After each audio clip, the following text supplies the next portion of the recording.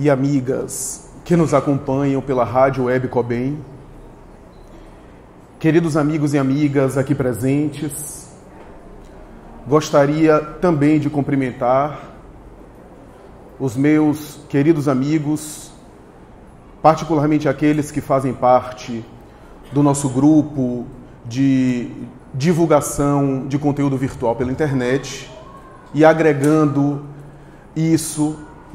esse grupo de companheiros também aqueles que de alguma forma interagem conosco na disseminação dos ensinamentos doutrinários. Me refiro ao meu querido amigo Robson Ferrer, meu querido amigo André Ribeiro Nascimento, minha querida amiga Patrícia Paula de Lins, ou Lins de Paula, Elber Mateus. Me sinto honrado de estar aqui na divulgação da doutrina espírita e na exposição desses ensinamentos espíritas, dividindo com vocês, particularmente esses oradores, porque são palestrantes e estudiosos da doutrina espírita, diante de quem eu me sinto um pouco apequenado e um pouco intimidado, em razão da qualidade dos estudos deles, da sua competência doutrinária e da sua bagagem cultural. Mas como sou eu que vou fazer a palestra, eles não vão querer assumir o nosso lugar, vamos começar.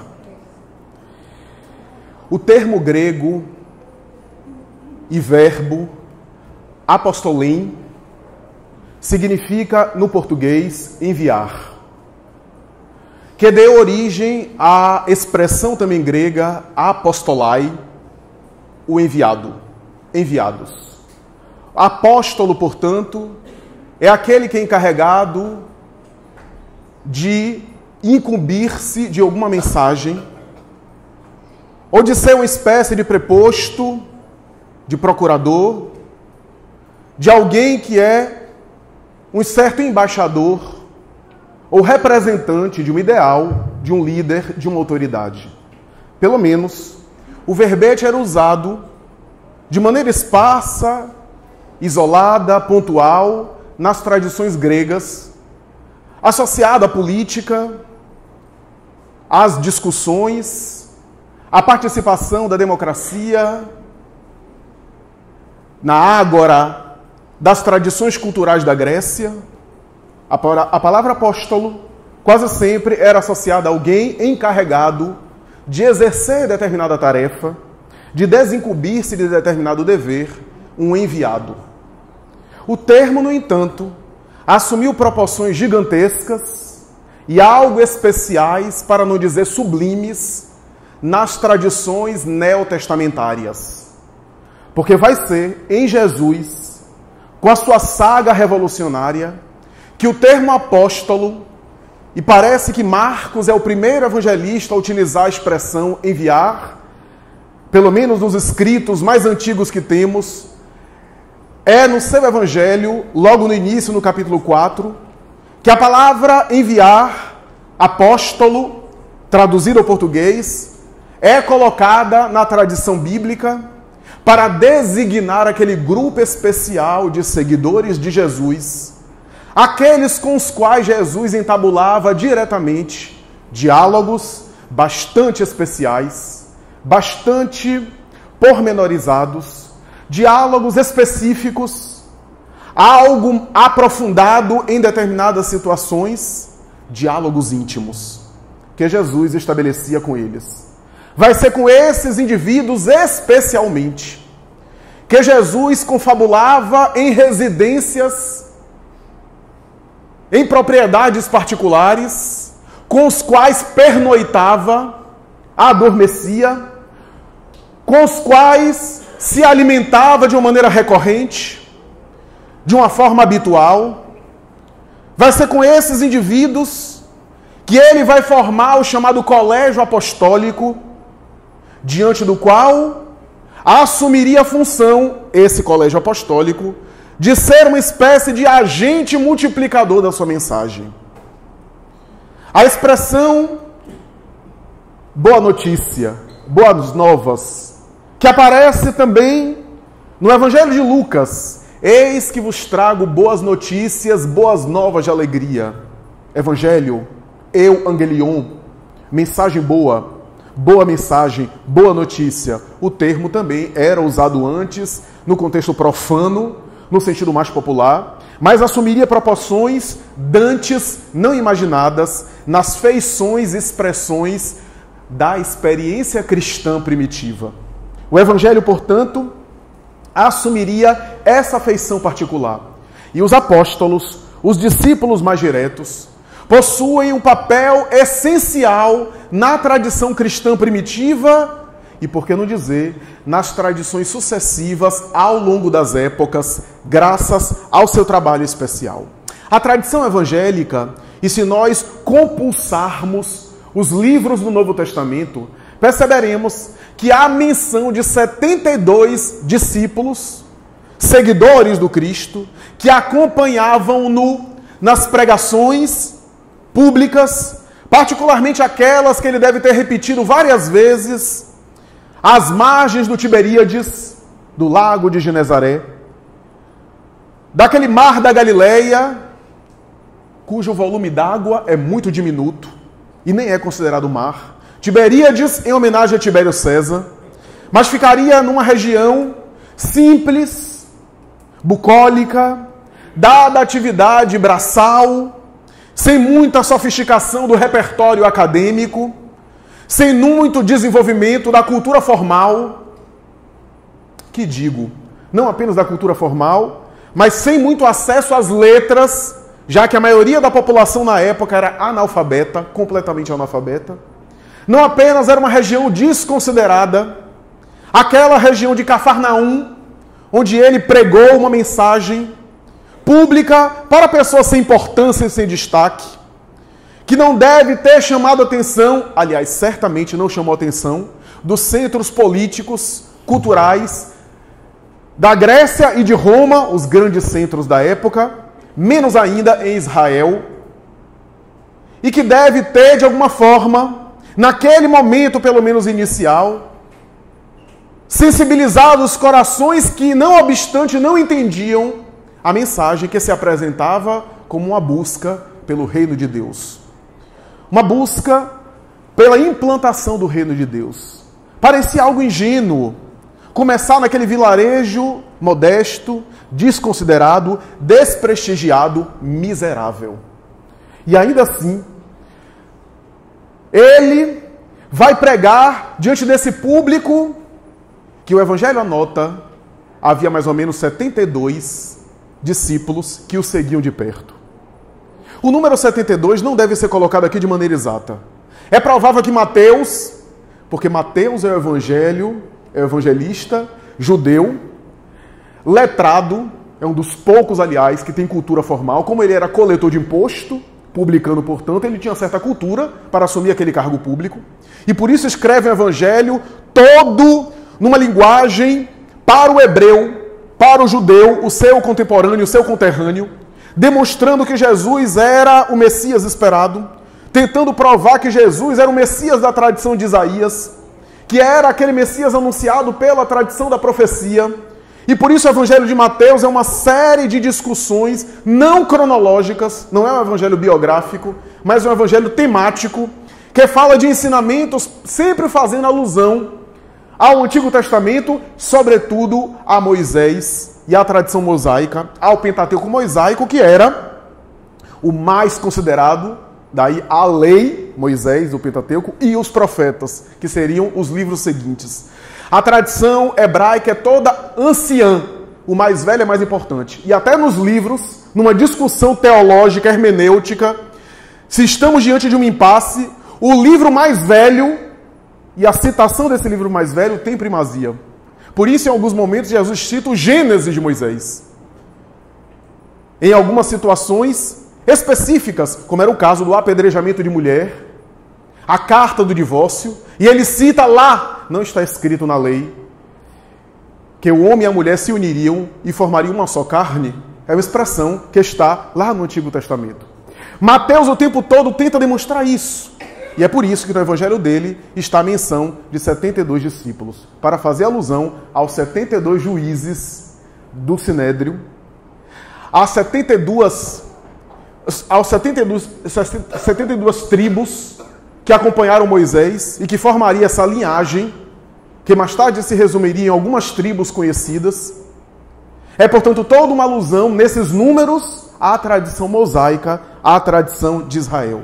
A verdade é que deveria haver, provavelmente, 7 dezenas de discípulos mais diretos que o acompanhavam. Mas, mais tarde, desse grupamento, nós temos 12 apóstolos. 72 discípulos, 12 apóstolos. Pessoas que são mais diretas ainda a ele, que conviviam com ele intimamente, que privavam da sua relação mais próxima, e com eles Jesus falava e explicava algumas lições populares, falava o sentido mais oculto, numa linguagem oriental, de um grande autor bíblico, que vai dizer que era a linguagem dos esotéricos, com S, os iniciados. E para o público geral, a linguagem dos exotéricos, com X, os não iniciados. Para dar uma ideia de falar, não no sentido exclusivista, no sentido excludente, no sentido negativo da palavra, mas no sentido de inteligência emocional, oferecer a cota de aprendizagem, de ensinamento, de acordo com a capacidade da criatura. E não perturbar outras criaturas com um volume de conteúdo para o qual a pessoa talvez não esteja preparada ainda de assimilar. É por essa razão que, com eles, Jesus falava de uma maneira diferente. E nas poucas linhas que nós temos do Novo Testamento, quando eu digo poucas, é porque tudo é muito pouco quando se refere a Jesus em termos literários. João já havia dito isso no seu evangelho. Se todos os livros fossem escritos sobre ele, cuido que não caberia no mundo inteiro armazenar esses livros todos. O que equivale a dizer que a sua vida é maior do que qualquer texto que sobre ele se refira, que a respeito dele se discorra. A verdade é que Jesus, com seus ensinamentos, falando aos seus discípulos, os discípulos mais diretos, ele procurava instrumentalizá-los, orientá-los na direção daquilo que seria o melhor em prol do evangelho, que nem os próprios discípulos ainda tinham condição de compreender o que é que era realmente o evangelho. O que é que significava realmente o evangelho. Nos dados evangélicos, nós temos Lucas capítulo 6, versículo 13, quando o evangelista diz: ele chamou para si os seus discípulos e deles escolheu 12, a quem ele chamou de apóstolos. Vamos fazer só uma correção. 72 juízes de Israel e 12 tribos, que mais tarde seria conhecida as 12 tribos, entre elas a tribo de Judá. Daí os 72 discípulos e os 12 apóstolos. Como se Mateus quisesse dizer, o evangelista Mateus quisesse dizer, e talvez fosse até a intenção de Jesus, que cada apóstolo representaria uma das tribos da tradição de Israel. Uma das grandes tribos de Israel. Curioso notar que 11 eram galileus. Um era judeu. Quando eu me refiro a isso é porque eram hebreus da Galileia, mais tarde ficaria tudo um nome só, judeu para tudo. Mas hebreus da Galileia e hebreus da Judeia. O único hebreu da Judeia, o único judeu, era Judas Iscariote, aquele que deveria traí-lo mais tarde, que pertencia ao local do centro político e cultural mais desenvolvido, mais intelectualmente avançado, mais próspero economicamente, mais aquinhoado e abençoado de sucessos materiais, que era a Judeia, cuja capital era Jerusalém. Então é também um ensinamento. Tudo em Jesus parece ter um sentido simbólico, um ensinamento profundo. E ele chamou para si os seus discípulos e deles escolheu 12, a quem ele chamou de apóstolos. Em Marcos, já mencionado, capítulo 4, versículo 34, ele vai dizer: e sem parábolas, nunca ele falava, porém, tudo declarava em particular aos seus discípulos. Tudo falava para eles em particular.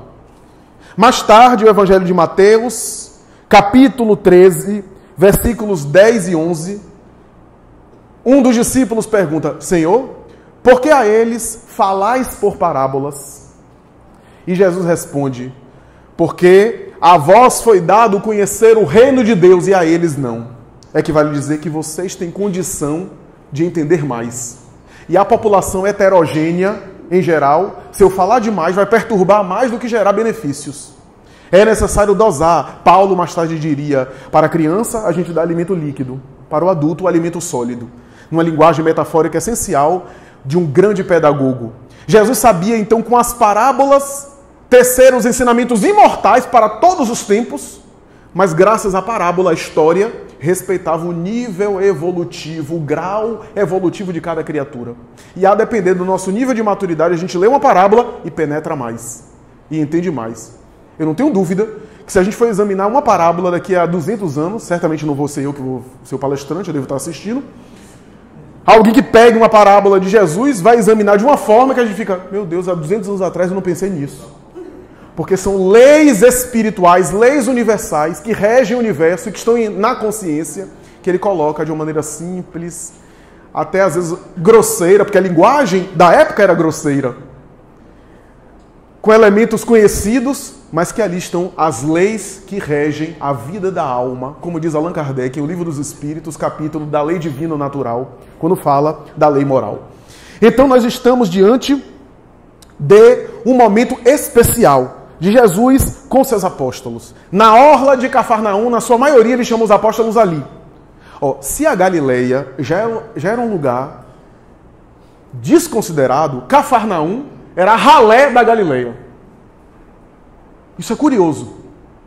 Analfabetos, pescadores na sua maioria, pessoas do campo, sem nem conhecimento da cultura formal, sem nenhum tipo de domínio da cultura acadêmica da época, nem dos livros, nem acesso aos textos se possuía.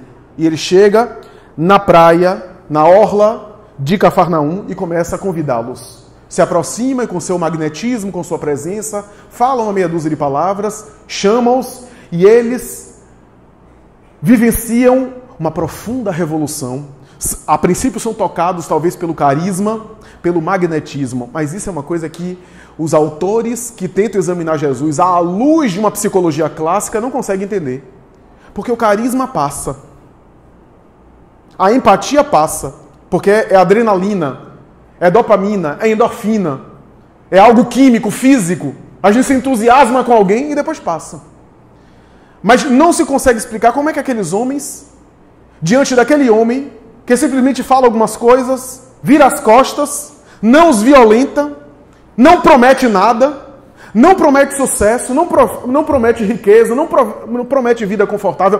Pelo contrário, dá as costas e aqueles indivíduos tinham uma certeza de que tinham que mudar de vida, de estilo de vida, em alguns momentos até abdicar de muitas coisas para segui-lo. Não há como explicar isso do ponto de vista clássico formal, dentro de uma visão psicanalítica, psicológica, convencional. As tradições religiosas estabeleceram que os apóstolos são membros fundadores de uma doutrina religiosa, cujo líder seria o mais velho, ou um dos mais velhos, Simão, Pedro, Simão Bar-Jonas, Simão filho de Jonas, o pescador que foi selecionado por ele para ser líder. Sobre esta pedra eu erguerei a minha eclésia, expressão grega eclésia, que significa, e significava na época, comunidade, grupamento ideal, e que mais tarde foi traduzida também por igreja. Sobre essa pedra eu erguerei a minha igreja. E daí a tradição religiosa formal estabeleceu que os apóstolos seriam os membros fundadores da Igreja do Cristo, prepostos da sua mensagem, procuradores na terra dele, e portanto pessoas divinas, e que deveriam estabelecer mais tarde uma linha sucessória de realeza e de poder temporal na terra, baseado naquela expressão de Jesus, tudo aquilo que ligares no céu, ligarás na terra no céu. Estabelecendo, portanto, uma ideia que de alguma forma viria em paralelo com a cultura da nobreza do poder político temporal, das linhas sucessórias dos reis, onde pela genealogia o filho herda a coroa do pai. Haveria, portanto, uma linha genealógica de herança das funções de apóstolos e de fundadores da igreja especialmente de Simão Pedro, cujos seus herdeiros teriam uma espécie de linha e de herança espiritual por meio de um voto e mais tarde um escrutínio secreto para se eleger o seu membro e o seu representante. E essa pessoa seria mais tarde infalível, seria mais tarde uma pessoa de Deus, infalível na terra. Não estamos criticando tradição religiosa nenhuma, pelo contrário, estamos fazendo apenas um exame e refletindo acerca, porque temos o maior respeito pelos movimentos religiosos em geral, dogmáticos, tradicionais, porque eles foram também guardiães da fé e do conteúdo, conhecimento evangélico, ainda que em alguns momentos criaturas distorceram a proposta de Jesus, mas eles levaram adiante. E nós, de alguma forma, também recebemos influências deles. Mas é interessante examinar essa construção que destoa do cristianismo primitivo, do cristianismo original, da ideia de um poder que não era um poder temporal, mas era algo que se conquistava, o reino de Deus se conquistava, e que, sem o saber, os apóstolos não sabiam que quando Jesus chegou até eles, naquela orla do mar de Tiberíades, convidou eles para o reino dos céus, os apóstolos não sabiam que o reino dos céus já estava começando dentro do coração deles, na intimidade deles. Já estava se operando, embora eles nem soubessem o que era realmente o reino dos céus. Imaginavam um poder político, uma aliança entre o executivo e o legislativo da época, onde Jesus deveria ser a figura máxima, protegido, é claro, pelos seus ministros, e que deveria ter, de alguma forma, a hegemonia e a autonomia do seu poder, um poder certamente discricionário, implantando sobre a terra a política do evangelho. É claro que isso não ia dar certo. Ainda que se fizesse uma revolução armada para colocar Jesus num trono, Jesus sairia logo, porque a sua mensagem destoava com o nível de consciência coletivo. Logo ele sabia que seria morto por isso. Seja por um discípulo traindo, seja por outra circunstância qualquer. Era uma tendência geral, porque a sua mensagem destoava da ética. E uma revolução de fora para dentro, a gente tem tentado isso. Inclusive depois de Jesus, temos tentado ao longo dos séculos revoluções em nome da paz, que redundam em fracasso, em violência. Revolução em nome da ordem, em nome da harmonia, e descambando para os mesmos erros em que se critica. Porque são revoluções sempre externas, sempre exteriores, sempre revoluções de fora para dentro. Mas a criatura em si mesma, permanecendo sem se mudar, contamina o meio onde está. Alteramos a forma política, a organização política, econômica de um país, mas se as criaturas permanecem viciosas e viciadas, corromperão as coisas mais santas. Porque onde está o homem, dizia Friedrich Nietzsche de maneira pessimista, aí estão as suas misérias. Não chegaríamos a esse pessimismo, porque também onde está o homem, aí estão suas virtudes. Mas não deixa de haver uma certa razão. A verdade é que houve, portanto, esse conceito. Mais tarde, Jesus e os apóstolos e suas relações fora da igreja e da doutrina tradicional também não foram muito bem compreendidos. Era uma seita, era uma revolução sociológica que deve ter chamado a atenção, depois morrido na antiga Palestina. Augusto Cury, nenhuma das suas obras, costuma debater e discutir essa ideia de que não dá para explicar psicologicamente aquela relação, porque sai do âmbito das relações tradicionais de mestre e discípulo, desde o confessionário da tradição religiosa convencional, que existe uma relação aí, até as tradições de aluno-professor, de ensino-aprendizagem, relação terapêutica,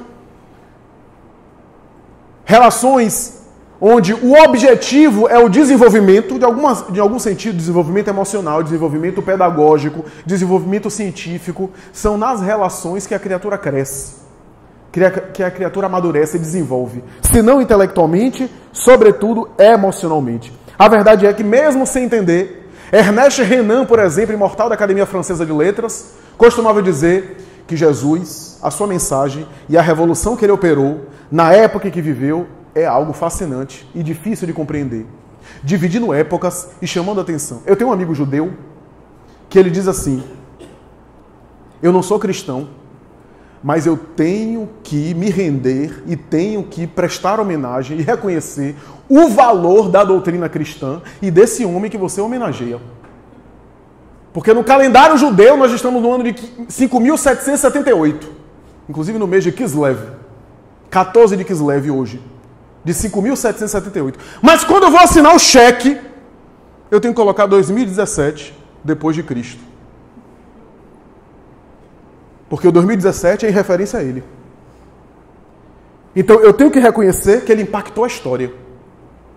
Não considero o Messias, diz esse meu amigo, mas considero ele um grande profeta. Diz que seja. A verdade é que não se consegue entender essa revolução operada por Jesus e pelos seus discípulos de uma forma muito linear. Tem um historiador que ele costuma dizer mais ou menos assim: ou esse povo que seguia Jesus mais perto era uma moçada muito louca, era uma gente muito doida, ou a mensagem que eles ouviram era tão impactante que eles iam até o Coliseu, ou melhor, o Circo Máximo, anos depois, Coliseu, para serem assassinados, apenas para não dizer que renunciava àquela mensagem. Apenas para não abjurar, não abdicar da mensagem, porque às vezes o soldado romano só queria isso. Abjurar da doutrina cristã e a pessoa estava liberta. E preferia ser incendiado. Trucidado por lanças ou despedaçado por leões nas arenas romanas. Mulheres, crianças e idosos. Esse historiador, que é materialista, diz isso. Um autor. Ou esse povo era muito louco. Para dar vida assim, ou a mensagem que eles ouviram foi muito impactante. Foi muito especial. Então, não é uma relação convencional de mestre e discípulo. Não se trata de um vínculo convencional conforme a gente estamos acostumados a acompanhar. A relação mestre-discípulo tem o objetivo de promover sabedoria, de promover conhecimento, de promover evolução. Mas a relação de Jesus com seus discípulos parece que prescinde de algumas habilidades e competências. Porque todo discípulo, quando está com o mestre, precisa de algumas capacidades. Da mesma forma que o aluno de graduação precisou passar pelas habilidades e competências do ensino médio. O de pós-graduação passou pela graduação. Em Jesus parece que o pré-requisito é diferente. A relação dele com os apóstolos. E Jung, em uma obra que ele cita um pouco a experiência cristã, ele não consegue explicar a experiência cristã primitiva à luz dos arquétipos e na visão da psicologia analítica. Freud, em uma obra sobre Moisés, tece alguns comentários sobre Francisco de Assis e vai dizer que a estrutura da personalidade de São Francisco de Assis não consegue ser compreendida na visão psicanalítica tradicional. Porque Francisco de Assis era um modelo daqueles cristãos primitivos em plena Idade Média. Hannah Wolff, a psicanalista notável, discípula de Jung, que mais tarde viajou para a Índia, ficou anos na Índia, voltou e lançou uma obra sobre Jesus, chamado Jesus Psicoterapeuta, vai dizer que a abordagem de Jesus era de uma forma especial, que transcende os métodos psicanalíticos tradicionais, porque ele não recorria à infância, não recorria aos sonhos, não recorria à associação ativa, não recorria às técnicas convencionais, ele olhava a pessoa e desnudava emocionalmente a criatura. E às vezes com uma simples pergunta, com um simples questionamento, a criatura se desnudava perante ele e se renovava perante a própria consciência. Não se consegue compreender a relação Jesus e os apóstolos de uma maneira convencional, de uma maneira tradicional. A doutrina espírita, 18 séculos depois, os apóstolos, com Allan Kardec, vai estabelecer de uma maneira peremptória, de uma forma invulgar, com um caráter diamantino, a chave que faltava para o entendimento das lições evangélicas. Kardec, em O Evangelho segundo o Espiritismo, vai dizer que muitos pontos do Evangelho ficariam sem compreensão se não houvesse uma chave de entendimento. E ele vai dizer, essa chave é proporcionada pela doutrina espírita, que consegue fazer com que a gente entenda algumas passagens sem a qual seria impossível entendê-las de uma maneira completa, de uma maneira integral, de uma maneira absoluta, de uma maneira coerente. A chave que o Espiritismo dá é o resultado conjunto das suas informações, dos seus dados que sintetizam a ideia da imortalidade da alma, do mundo espiritual, e que essa lente que a gente usa para examinar o Evangelho muda completamente o nosso enfoque, a nossa visão do Evangelho, da mensagem de Jesus e dos seus apóstolos. Podemos sintetizar os princípios da doutrina na ideia da imortalidade da alma. Porque daí vem as consequências, reencarnação, tudo que vem depois são consequências filosóficas. A ideia da imortalidade da alma e a lupa da imortalidade da alma nos dá uma noção totalmente diferente. A minha mensagem de vida eterna, dizia Jesus. Se a sua mensagem de vida eterna, isso quer dizer que nem fica desatualizada e ao mesmo tempo não é de vida física. Porque a vida física não é eterna. Estava embutido o discurso de vida espiritual.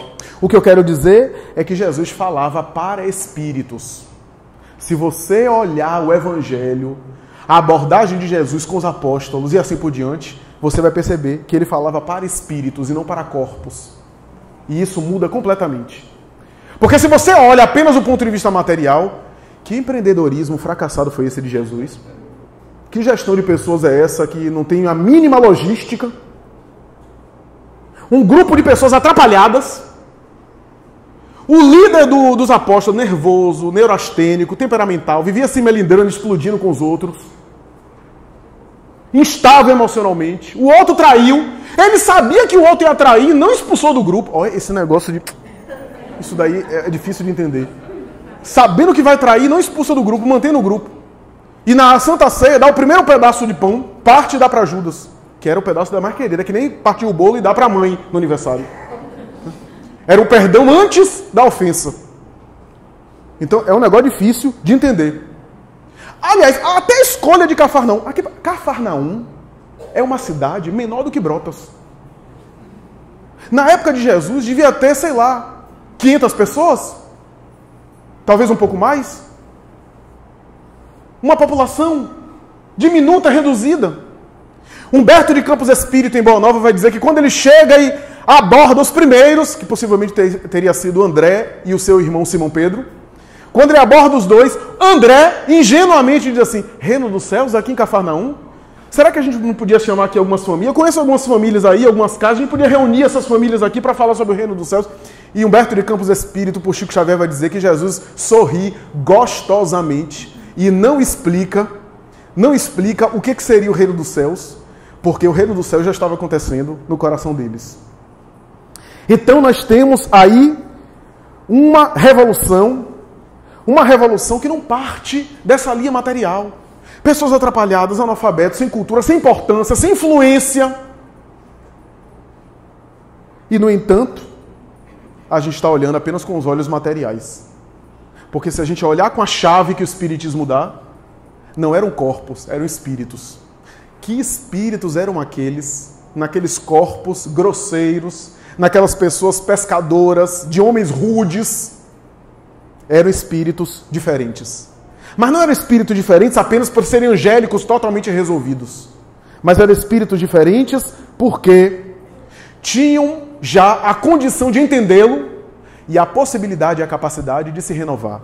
Mas o que é mais interessante é que os apóstolos de Jesus, eu sempre falo isso, os apóstolos de Jesus, os 12, é uma miniatura da humanidade toda.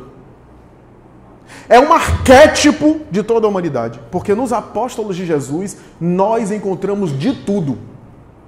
De vício e de virtude. E isso havia um objetivo. Parêntese. Nós espíritas sabemos que Jesus é o espírito puro por excelência. O governador espiritual da Terra. Portanto, vive em dimensões espirituais diáfanas, sublimes, com um cortejo de colaboradores e de seres angélicos, alguns que são espíritos puros como ele.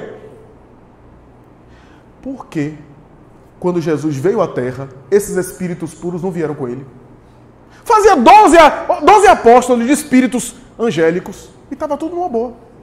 Ninguém ia trair, ninguém ia magoar, ia ficar... Recurso ele tem. Deus tem esse recurso. A espiritualidade tem. A pergunta é por que não fez? Porque nós não iríamos nos identificar com eles. Seria tão distante da nossa realidade que Jesus escolheu colaboradores deles, mas não eram os colaboradores maiores. Os apóstolos de Jesus faziam parte da sua equipe espiritual, mas eram colaboradores mais humanos.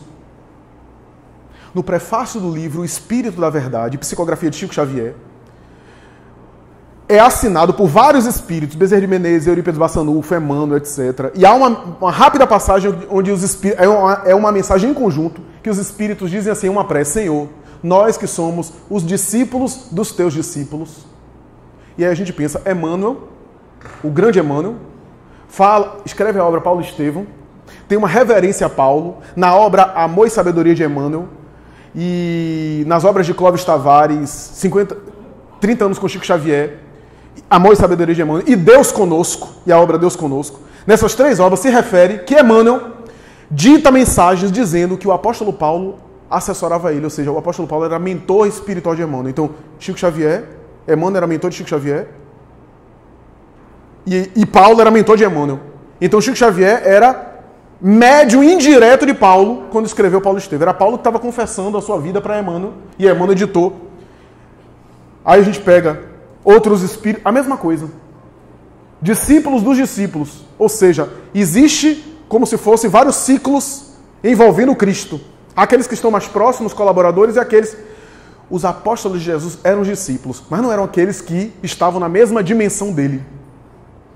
Mas ele escolheu de propósito para que a gente pudesse se identificar com eles. Para que a humanidade pudesse identificar. Qualquer questão que a gente tenha, a gente vai encontrar em um dos apóstolos. A gente pode fazer até uma espécie de experiência com qual apóstolo mais eu me identifico. Todos nós temos os nossos defeitos, as nossas fragilidades e também as nossas virtudes. E o que é pior, ou melhor, o pré-requisito para esses apóstolos serem escolhidos em relação a Jesus era justamente os seus problemas, as suas demandas. Por quê? Porque o problema era também a solução. Vou explicar. Jung, Freud dizia que o psiquismo humano é polar, tem polaridades. E que por detrás de uma virtude consciente há um vício inconsciente. E por detrás de um defeito, de um vício consciente, há uma virtude embutida. Jung falava de maneira mais com a linguagem dele, né? A persona apresenta uma coisa e a sombra, que é o que está reprimido inconscientemente, é o oposto. Então, se eu sou muito santificado, eu tenho um lado depravado, reprimido. Ou oposto.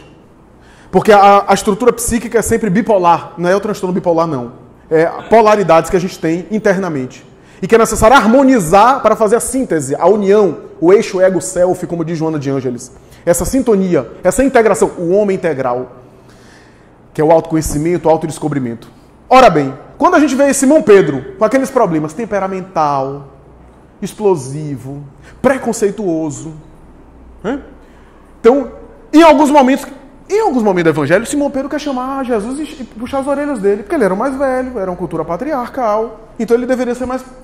Ele se achava no direito de chamar Jesus na saia justa, querer corrigir Jesus. Jesus entende completamente, porque estava apegado àqueles conceitos. Com o tempo ele vai perceber que não estava diante de qualquer pessoa, né? Estava diante do embaixador da terra, né? Do príncipe da paz. Mas era natural. Mas toda pessoa que é muito temperamental, que é muito explosiva, é muito sincera nos sentimentos. É essa a polaridade oposta. Jesus sabia disso. Em vez de, como Jesus tinha os olhos do Espírito, ele via aquilo que a pessoa podia ser, e não aquilo que a pessoa era. Então ele via outra polaridade. Trabalhada e direcionada, aquele indivíduo que era temperamental, que era explosivo, que era emocional demais, que quando ficou com medo e negou mesmo. Mas antes de Senhor, eu daria minha vida por você, vou onde você quiser. Mas ele estava sendo sincero, ele só não conhecia a si mesmo ainda. A negação de Pedro foi negação de si mesmo. Mas Jesus sabia que depois que ele se afundasse no remorso, que ele fosse até o abismo, que ele fizesse uma revolução interior, ele seria o apóstolo que foi, porque essa criatura é leal e vai até o fim, porque é sincero nos sentimentos. Paulo de Tarso, fanático, obsessivo, intolerante, devia ser difícil conviver com Saulo. Porque seria aquela criatura que era o dono da verdade. Só ele sabe tudo, só ele tem razão, só ele tem que vencer as discussões todas, os debates todos. Mas ali está a característica bem dosada do indivíduo persistente, dedicado, obstinado, que não desiste com facilidade. Era o perfil para... Você já pensou João Evangelista doce daquele jeito, fazendo o papel de Paulo de Tarso? E já pensou Paulo de Tarso fazendo o papel de João Evangelista, cuidando de Maria de Nazaré, a mãe de Jesus? Eram funções. Dos vícios saíram as virtudes. Dos defeitos bem direcionados saíram as grandes construções do cristianismo. Jesus quis mostrar isso. Na sua palavra especial, na sua mensagem ética. Por isso, era o pré-requisito. O pré-requisito é esse. Aquela miniatura de 12 discípulos era a maquete da humanidade toda. Era o símbolo da humanidade toda. Porque se fosse todos espíritos divinos, ia ficar muito inacessível. Eu costumo dizer isso. Tem gente que diz, eu queria tanto me casar com um espírito puro. Mas primeiro, deixa ele em paz. E depois, se você se casar, você também vai ter problema. Você vai ficar mal. Possivelmente vai fazer terapia de casal. Porque você vai ficar tão com complexo de inferioridade, porque só você se irrita, só você oscila, só você tem problemas. Já pensou? Então, é uma questão de evolução individual. Jesus, em determinado momento, falou isso dos colaboradores dele, quando ele falou que dos indivíduos nascidos de mulher, João, o Batista, era o maior de todos. Mas no reino dos céus, ele era o menor. Dos nascidos de mulher, dos espíritos sujeitos à reencarnação, porque toda criatura é nascida de mulher, então, sujeitos da reencarnação, aqueles que precisam ainda do processo biológico da reencarnação, nascidos de mulher, de todos, João Batista era o maior. Mas no reino dos céus, ele era o menor, porque há colaboradores que não precisam nascer de mulher, não precisam reencarnar. Há espíritos que já transcendem. Então, esse grupo de espíritos, esse agrupamento, Joana de Ângeles vai dizer mais, vai dizer uma bela mensagem num livro recente, Psicografia de Divaldo, que aqueles, eu citei isso ontem em uma palestra, aqueles que estavam ao lado de Jesus, principalmente aqueles que não aderiram à sua mensagem, que até combateram ele, que resistiram ou que viram passar, mas não seguiram, seriam os futuros colaboradores da sua mensagem ao longo dos séculos. Porque foram tocados para... Por isso que a gente não pode ler o Evangelho achando apenas que é um movimento material. Jesus não está assim, chamando pescador para fazer um grupo de religiosos. Isso seria reduzir muito. Jesus está chamando um grupo de espíritos que seriam seus embaixadores ao longo dos séculos. E eu vou dar uma informação aqui. Quem tiver remédio de pressão pode tomar. Chico Xavier deu certa vez uma mensagem dizendo o seguinte, que Emmanuel havia lhe dito que depois do Cristo, nos séculos seguintes, não houve um século sequer que não houvesse um dos apóstolos de Jesus reencarnado. Agora não disse quem era quem. Não disse quem era quem. A gente sabe de alguns, a gente tem informações de alguns, mas não sabíamos de todos. Mas não passou um século que não houvesse um apóstolo de Jesus no corpo físico. Em alguns momentos em expiação. Judas Iscariote voltou cerca de 12 vezes até culminar na Joana d'Arc, martirizada e traída, porque ele queria passar pela mesma experiência que ele fez com um amigo divino, para sublimar. João Evangelista voltou séculos depois como Francisco de Assis, mas nós não sabemos. Mas são os futuros colaboradores da sua mensagem. Por isso, meus amigos, o empreendedorismo de Jesus era um empreendedorismo espiritual e interior, que aliás é a mesma coisa. Porque a proposta de uma revolução espiritual é uma revolução interior, já que o espírito está dentro. O corpo é que nos vela, que nos aparenta, mas a revolução espiritual é uma revolução interna. É a obra divina no coração do homem, como diz Humberto de Campos, ainda no mesmo livro citado, Boa Nova. A obra divina no coração do homem. É o trabalho do homem se tornando melhor para daí irradiar. Somente assim a humanidade cresce, se desenvolve, melhora, amadurece, se transforma cada vez mais. Muita gente quando ouve isso diz assim, mas isso é utópico. Enquanto a brasa está ardendo aí, enquanto a situação está dessa forma, a gente vai ficar trabalhando o indivíduo para ele ser melhor? Para ele se evangelizar? E o coletivo está assim? E a humanidade está dessa forma? E a gente vai trabalhar só o indivíduo? Isso é um trabalho de formiga. É um trabalho de formiga. Mas uma criatura modificada nunca mais é a mesma. E ele influencia a coletividade, influencia as leis, influencia as instituições e trabalha para que com o tempo elas melhorem. Você acha que é um trabalho de formiga, que não vale a pena? Então, eu vou perguntar uma coisa para você. Se você faz parte de uma reunião mediúnica, os dirigentes às vezes sempre carecem, né, Robson? Sempre carecem de médios, às vezes falta médium. E às vezes a gente precisa, em nossa reunião mediúnica, a gente precisa também de mais médium para colaborar na reunião mediúnica, né, de uma maior quantidade de médios. Aí eu pergunto, você prefere na sua reunião mediúnica 20 médiums bem educados, direcionados, dedicados ao espiritismo, à mediunidade, educando a faculdade mediúnica, ou um Chico Xavier? Eu não vou nem aguardar a resposta. Vou dizer mais. Um Gandhi em cada cidade da Bahia faria ou não faria diferença? Um Mahatma Gandhi. Eu acho que se Deus tem condição, Jesus tem condição de enviar. Se não envia, porque tem alguma razão. Eu desconfio, que se ele enviar um Chico Xavier ou um Gandhi para cada bairro de Salvador, eu vou aposentar. Eu não vou precisar fazer nada, porque eles vão fazer o trabalho deles. A questão, por que não faz? Porque é obra de redenção da humanidade. Não é obra de seres angélicos na Terra. É obra de seres humanos querendo ser anjos. Querendo a angelitude. Por isso que os apóstolos representam essa redenção da humanidade. É o símbolo da sublimação, das lutas, dos erros e da superação dos erros, da correção dos erros na humanidade. É essa a ideia, é essa a tônica, é essa a mensagem particular. E nunca se esquecer que quanto mais a missão apostolar, quanto mais a dedicação ao bem, quanto mais a missão de apóstolo ou a responsabilidade espiritual se alarga, maior também o raio de extensão, as dificuldades e os sofrimentos. É natural. Porque também a tarefa da missão do missionário é melhorar o missionário. Porque a gente acha assim, oh, que beleza, missionário, né? Não tem nem prova, expiação, não tem débito. Queria tanto ser um missionário. Vai e aguenta.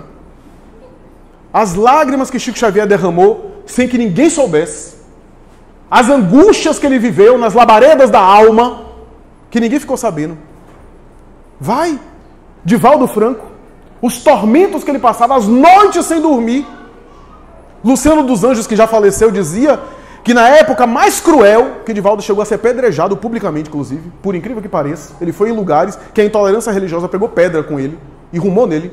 Mas isso é fichinha. As difamações e as calúnias que ele passou. Luciano dos Anjos disse que Divaldo emagreceu 15 quilos em um mês. Que ficou pele e osso, mais osso do que pele. Então, a gente acha que é só psicografar uma obra, né, ser um missionário, né, e tá aí e achando que tudo são sorrisos. Bezerra de Menezes, o patrono dessa casa. Eu falei isso em palestra recente. Bezerra teve acho que 15 filhos, se não me falha a memória.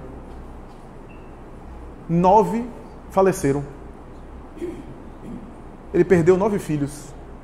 Filho adolescente, filho esquizofrênico. Foi perdendo. Eu não tenho condição nem de ter 9 filhos. Imagine perder 9 filhos.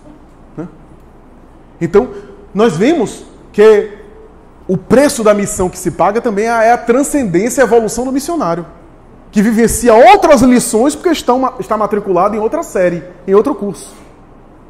E assim é perfeitamente natural. É essa a tarefa dos apóstolos. É essa a missão deles. Disseminar o pensamento do Cristo e vivê-los de maneira integral. E é por isso que eles representam para nós não ícones indeléveis, perfeitos, mas criaturas humanas, exemplares, que conseguiram, a despeito dos seus defeitos, a despeito dos seus demônios, a despeito dos seus conflitos iguais aos nossos, possuíam às vezes problemas e dilemas, demandas e paixões iguais a nós, mas que conseguiram escolher a opção certa, decidir adiante, e não foram examinados por momentos pontuais, mas por aquilo que eles geraram futuramente. Porque se Bartolomeu era triste, divulgou mais tarde, em toda a Ásia Menor e na região da Turquia, isso foi esfolado vivo e decapitado. Se Maomé foi descrente e duvidou, porque a gente só pensa, Tomé, se Tomé foi descrente e resistente em relação a Jesus, mais tarde foi morto a flechadas. Se André era temperamental e às vezes não conseguia acompanhar o mestre, foi morto a machadadas. Se Tiago era aferrado, Tiago menor, era aferrado à tradição judaica, foi apedrejado vivo até a morte. Se o Tiago maior também era temperamento forte, mais tarde foi decapitado. Se a gente for olhar, a gente vai ver as escolhas que eles fizeram depois para tornarem-se aquilo que eles se tornaram, como exemplos vivos para todos nós. Muito obrigado, muita paz.